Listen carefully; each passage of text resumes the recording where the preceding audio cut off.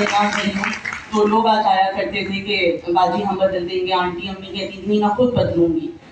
میں جب دبئی میں تھی تو اکثر دوپہر کا کھانا کھاتے ہوئے میں امی کی کوئی نہ کوئی کتاب پڑھا کرتی تھی ساتھ میں، مجھے بہت اچھا لگتا تھا۔ تو میں ہمیشہ امی سے جب بات ہوتی تھی تو میں کہتی تھی کہ آپ کے افسانے اور آپ کی کہانیاں پڑھ کے نمکیات کی کمی ہو جاتی ہے، کیونکہ بہت رونا آتا ہے اور شدید نمکیات کی کمی ہو جاتی ہے پڑھنے والے کو۔ تو بہت ہنسا کرتی تھیں، اور میں سمجھتی ہوں کہ وہ بہت بہادر عورت ہے۔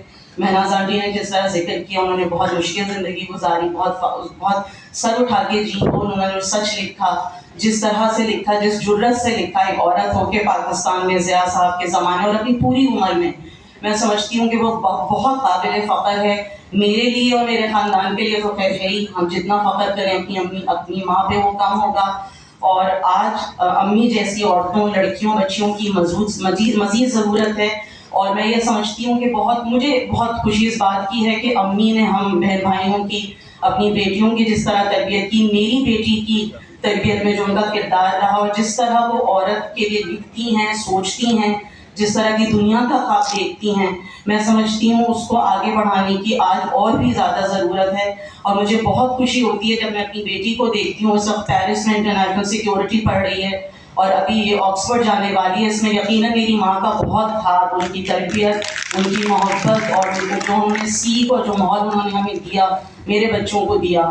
میں بہت شکریہ ادا کرنا چاہوں گی حفاظ الرحمان ایوارڈ جوری کا، جس نے اس سال امی کا انتخاب کیا ہے اس ایوارڈ کے لیے۔ میں بہت خوش ہوں اس بات پہ کہ مہناز آنٹی، فیفے اور رمیز نے اس ایوارڈ کے ذریعے حفاظ انکل کی نہ صرف یاد کو زندہ رکھا ہے بلکہ ان کی جد و جہد کو بھی زندہ رکھا ہے، جس کی بہت ضرورت ہے۔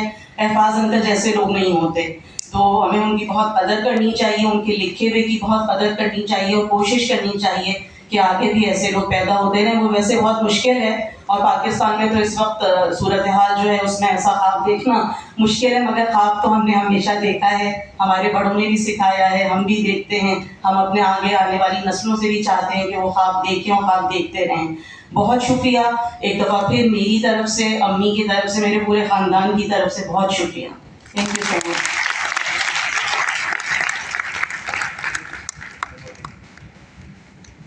اب ایوارڈ دینے کے لیے میں زحمت دوں گا سب سے پہلے شہناز حق صاحبہ کو کہ تشریف لائیں۔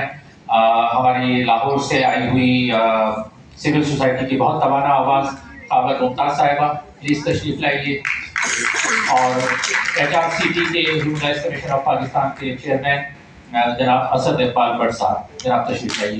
اور ڈاکٹر جعفر احمد جو ہماری جوری کے رکن ہیں وہ تشریف لائیں۔ مہناز آپا آپ تشریف لائیے۔